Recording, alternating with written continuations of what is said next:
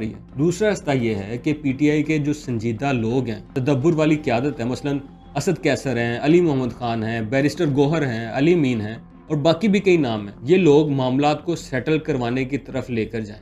अब हो ये रहा है कि पहला वाला रास्ता इनसे अडॉप्ट नहीं किया जा रहा और दूसरे रास्ते को ये जाली इनकलाबी हैं, ये अडॉप्ट नहीं करने दे रहे, या फिर जब ऐसा होता है तो ये उसे सबूताज कर देते हैं। जैसा कि अली अमीन ने खुद इंकशाफ किया कि मामला सेटल होने की तरफ जा रहे होते हैं और इन्हें सबूताज कर दिया जाता है। और ऐसा कुछ नया नहीं है, बल्कि 2022 से पीटीआई की हुकूमत जब से गई है उसके बाद एक मुसलसल एक सिलसिला चला रहा है।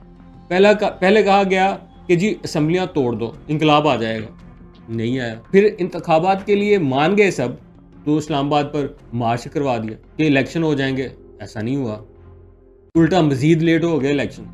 फिर कहा कि जी फौज ही जिम्मेदार है, इसके खिलाफ हो जाओ, 9 मई हो गया। फिर ये 26 नवंबर वाली कहानी तो खुद अली अमीन ने सुना दिया। अब अली अमीन को जितना मर्जी बुरा कहें, लेकिन इनकी इस लॉजिक को रद्द करने के लिए कोई मजबूत दलील तो देना कि वो गलत है। एक सिंपल सा सवाल है मेरा, हजारों लोग सड़कों पर थे 26 नवंबर